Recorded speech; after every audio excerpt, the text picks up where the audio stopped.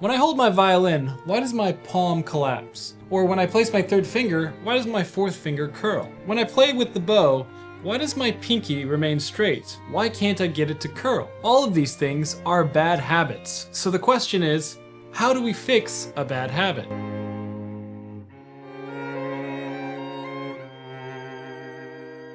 Hello fellow instrumentalists, and welcome back to the channel. I'm Jacques Gadway, and this is Gadway Violin.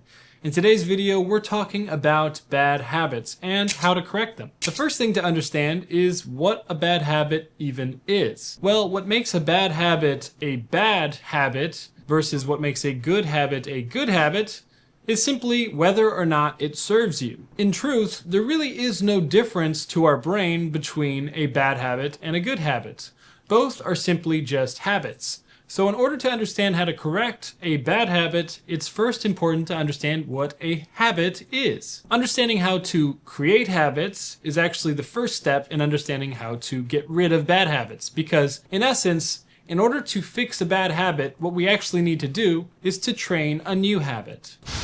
This is one of my all-time favorite books, Atomic Habits. In it, it goes over very clearly the science and understandings, at least to the date of this book, of how habits are formed and just how useful they can be. Habits are extremely important in violin. In fact, I would go as far as to say the very act of learning how to play violin is the act of stacking multiple habits over themselves. You see, I believe as human beings, we're really terrible at multitasking.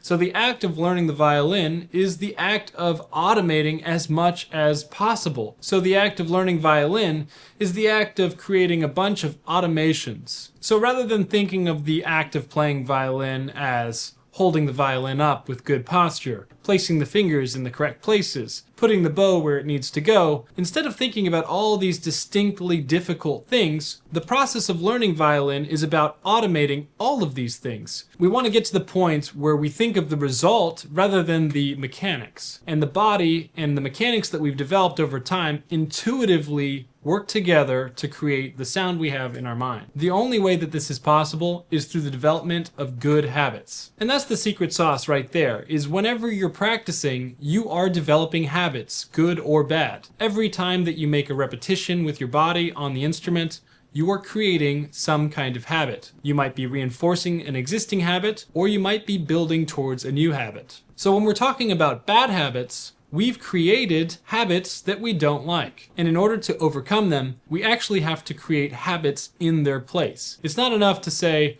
oh, I'm no longer going to collapse my palm when I'm holding the violin up. That's not going to fix the habit. But rather, you have to be very careful to make sure that it happens every single time you play the violin. Because if you read that book, Atomic Habits, or any other information about creating habits, they're all going to tell you pretty much the same thing. The main way that we create habits is through repetition. Our body and mind learns to automate through repetition. This means whatever desired result we have to do that over and over and over again. The important thing to understand in our practice when we're trying to develop habits or counteract bad habits is that regardless of our intention, while we do a repetition, we are creating or reinforcing a new habit. This means that if your intention is, for example, to correct this habit of collapsing the hand, that we can go ahead and create repetitions where we're not doing that. Create repetitions where we're playing and we have a good hand position. However, every single time that you lapse, every single time that you accidentally do this, we are actually reinforcing the habit. This is why it's so difficult to correct bad habits. This is the beauty and danger of habits, because once they are formed, they are fully automated and they continue to reinforce themselves. So if you have a bad habit, it's really, really difficult to fix, because the truth is the only way to fix it is to be on top of it like crazy and to make sure that you're actually fully not allowing it to happen ever again. One way I like to think of habits is to think of a balanced scale. We want our scale to be extremely unbalanced in the favor of the habit we're trying to construct. Every time you do a repetition of something in your practice, you're putting a weight on one side of the scale. If you succeed in a repetition, you're putting some weight on the success side. If you fail, you're putting some on the failure side. When you're tackling an existing habit, there is already so much weight on the failure side. And so to counteract it, we don't only have to get to even, but we have to far counteract it and get to the point where the weight is far outweighed on the success. To continue with that analogy, if you think about it this way, when you start from a point where you don't have any habits, for example, you're a complete beginner, the scale starts at a balance, which means that you actually have a lot easier of a time establishing a good habit. That's why the number one best way to counteract bad habits is to start in a preventative mindset. Start by trying to avoid creating bad habits. This means don't take on new techniques that are beyond the scope of your abilities. If you want to take on advanced or more challenging techniques, make sure you're ready for them. Because if you're trying to learn a new skill like vibrato, for example, and you don't know how to play your fourth finger in tune, then all of a sudden you're going to be challenging yourself in a new way without having a solid foundation. And therefore you risk actually wobbling your foundation and creating bad habits in that underlying skill. So perhaps the best way to counteract bad habits is to prevent them from ever having occurred. One last bit of advice when you're tackling bad habits, if you have, let's say, 3 existing bad habits that you want to tackle, go ahead and only worry about one of them at a time. I know it's tempting to try and tackle all 3 of the habits at once,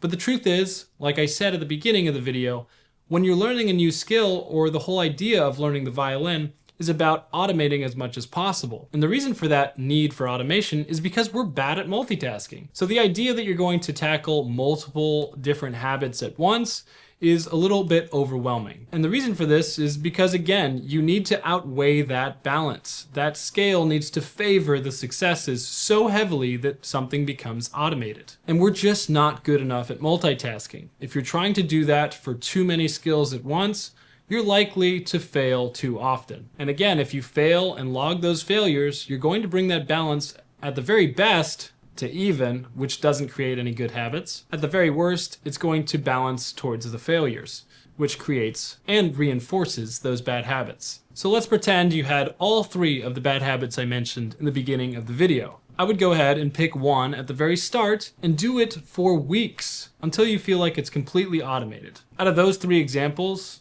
the collapsing wrist, the curling fourth finger, and the straight pinky, my priority, personally, would be to fix that collapsing wrist, to make sure that you have a good double contact position, and to make sure you have a good hand frame. After a couple weeks of very, very detailed practice, making sure that you outweigh that balance, then you might have a habit. And you can test that habit by starting to focus heavily on other things and filming yourself as you do so. I would film a long practice session and scrub through it and see if at any point you're faltering on that habit. Is faltering a word? If you find that you have fully automated the new good habit, then go ahead and move on to the next one. With that, let me know in the comments below if there's any bad habits you are currently working on and how you plan on practicing them in your future practice sessions. And if you like this video, please like it and subscribe so you don't miss a future one.